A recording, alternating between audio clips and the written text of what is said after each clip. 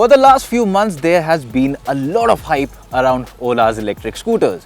And this hype hit the ceiling when Ola started booking at just 500 rupees. And within a matter of a day, the company got hundreds of thousands of booking. That goes on to show the kind of interest and excitement people have for the electric scooter. But from there on, the company also went ahead and announced the prices. They continued to take in more bookings. But one thing that no one knew much about was how does the scooter actually perform? Because except Ola employees, well, nobody had ridden it. But all that is about to change because we are today in Bangalore and we are riding the Ola S1 Pro. And over the next few minutes, I'm going to tell you how is this scooter actually to ride in the real world, what are its features, and what are its pros and cons as well.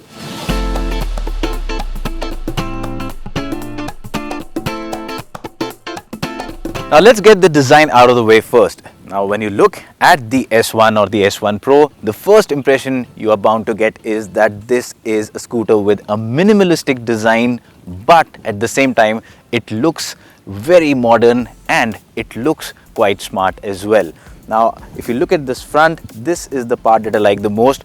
You might even make a reference to Wall-E, the popular movie. And if you look at the face, there is some kind of resemblance that you can find here. Looks good, looks futuristic as well. If you look at the rest of the body panels, again, there's not much action going in there. And that's a good thing because it looks very clean and it looks elegant at the same time.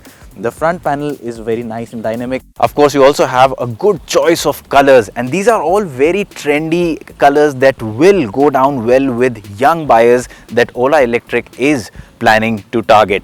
So if you look at the rest of the design, of course it gets this monoshock here, and this tire, again, if you look at this profile, it's a wide section tire. Unlike some of the other internal combustion engine scooters in the segment, this does not have skinny tires, and as a result of that, when you look at it from an overall design perspective, it looks quite sporty and premium. Now before I go in and tell you how the scooter performs, let me just tell you how the features work first of all. And this is something that truly sets the S1 apart from any other scooter in the segment or in the country, because this scooter has a lot of software driven functionalities, and that is something that will make your everyday experience with the scooter very, very different. Now to start with, there is no physical key, so you just get onto the scooter and you have this simple power button, push it, the scooter comes to life, you get the display screen here, and it's a nice big display screen. Very similar to what we are used to seeing on cars. It's got good, nice quality. It is visible under sunlight as well, and it has got a good touch response also at the same time. Now once you switch the ignition on and once the power is on, all you need to do is put it into drive mode. That is basically just take it out of the parking mode and you're good to go. You also have controls on both ends of the handle, so you can change your drive modes using the buttons here. You can also accept or reject a phone call, and you of course have the usual indicator and the horn button. Of course, one interesting thing is that this also comes with a reverse functionality. So when you're in tight spaces or maybe up an incline where it is kind of hard to reverse the scooter, all you need to do is just press a button. It gives you a continuous beeping sound, and all you need to do is move the throttle the opposite way and you can reverse the scooter. So that is a very convenient feature. Now of course, beyond acting up as an instrument cluster, I mean, you will get all the information that you would expect from an instrument cluster here. This screen also offers you access to a connected experience, and the good thing is that the cost for that is inbuilt into the purchase price of the scooter, so you will not have to pay a subscription charge going forward in the years to come.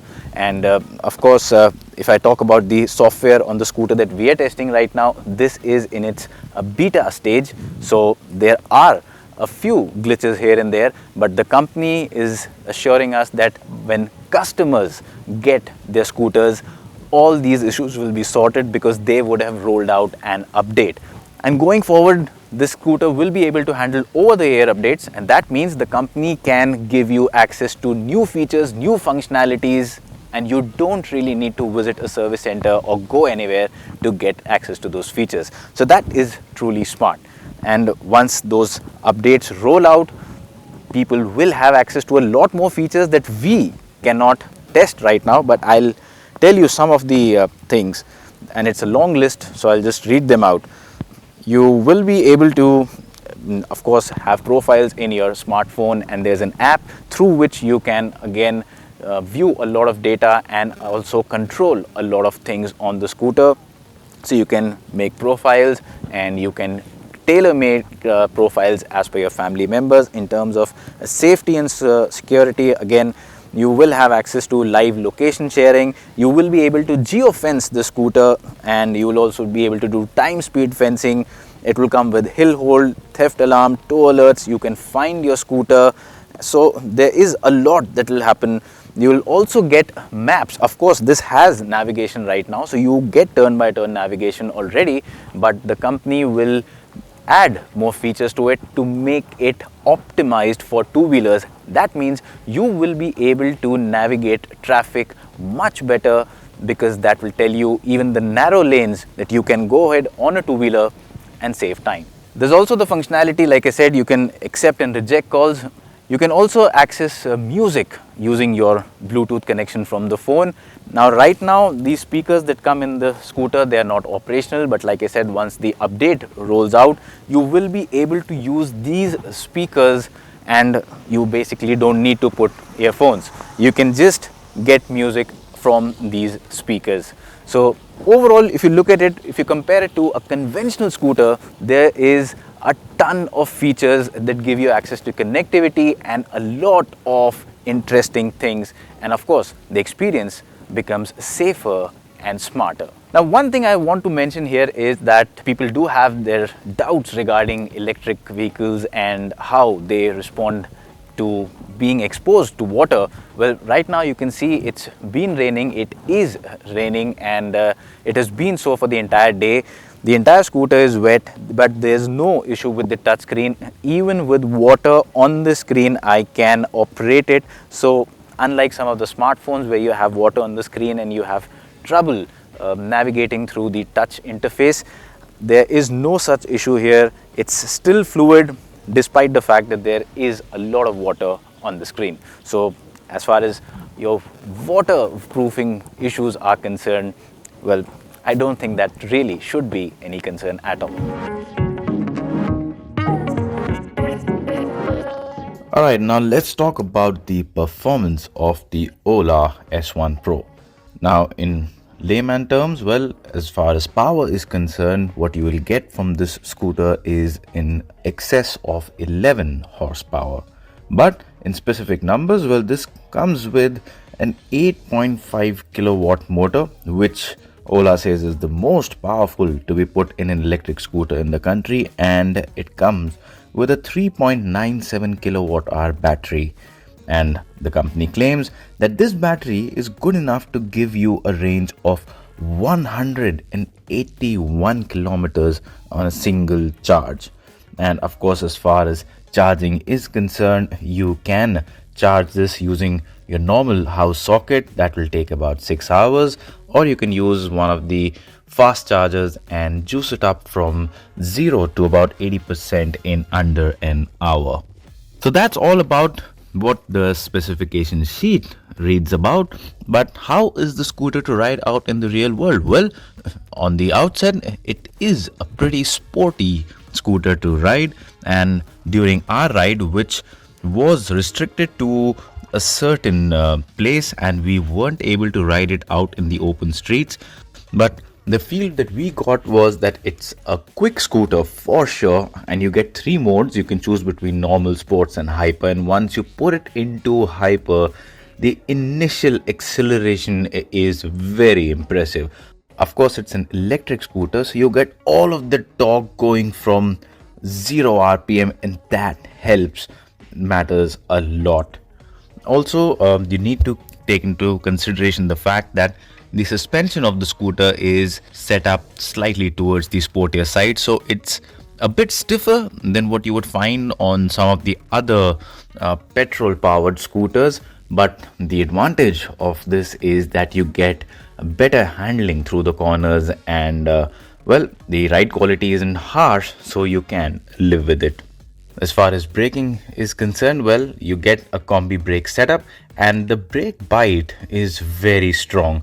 I found it to be a little too strong at the rear, but then again, I'm sure these are things that can be changed as more feedback comes in from customers. As far as range is concerned, well, right now we can only tell you what Ola claims because, like I said earlier, our ride was done in a closed environment and we weren't able to really charge and discharge the battery. But from our short ride, it looks that the scooter should be able to give a realistic range of about 150 to 160 kilometers, but then again we will need to wait till we test it out on the streets and in the real world. So that was about how the scooter rides, right? It's fast, it's sporty, and it really offers a fun and good riding experience. That said, there are some issues we experience, and that is primarily down to the software. Now, during our ride, there were instances where we would try and open up the throttle, but nothing would happen. And then suddenly, boom, all of the power would come in one go. And this could be a bit tricky, especially in traffic situations. Now, the Ola engineers have assured us that this is something that will be sorted with a software update, and people, that is, customers who will start getting deliveries of their scooters, will have the updated version of the softwares on their scooters, so they shouldn't feel this glitch.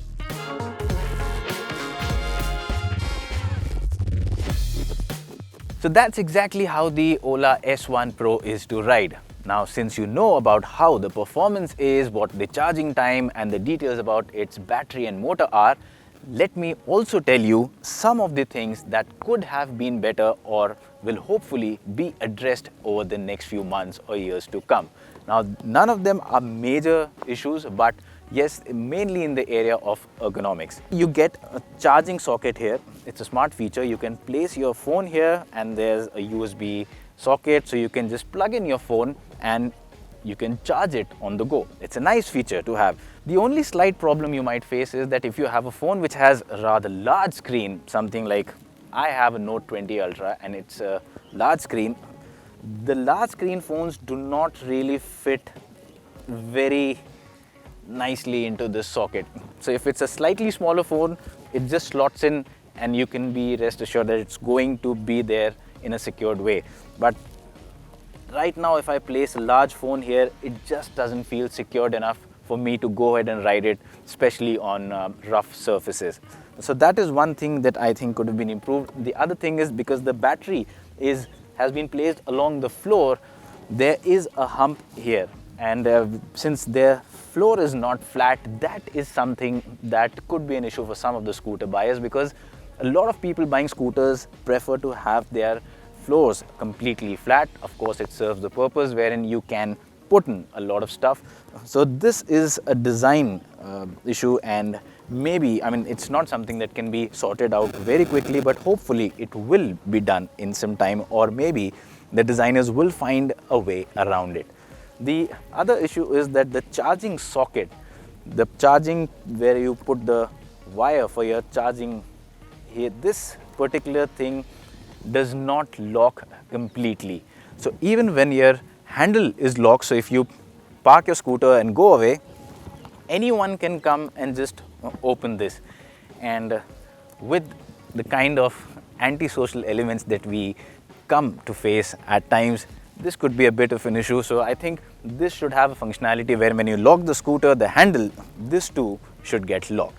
Now, like you would expect in any scooter, this too comes with an under-seat storage space, and it's quite a decent space. And to showcase the volume, what the team from Ola has done is they have placed these two half-face helmets here. There's also the charging cord here, and this shows the amount of storage space you can get access to.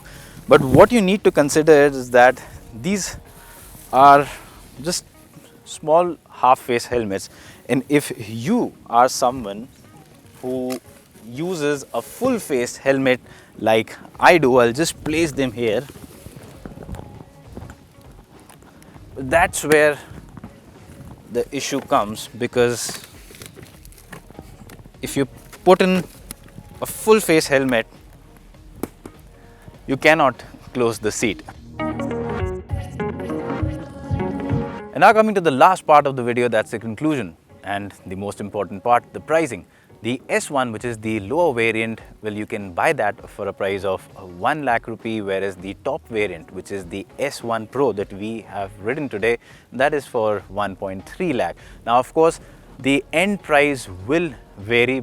It will completely depend on which part of the country you are in, and it depends on what kind of taxes and subsidy structure is being factored in. So the end price will vary a bit, but at the price, the Ola S1 and the S1 Pro offer a good package, offer access to a lot of new features and technologies that have not been seen in this scooter space till now.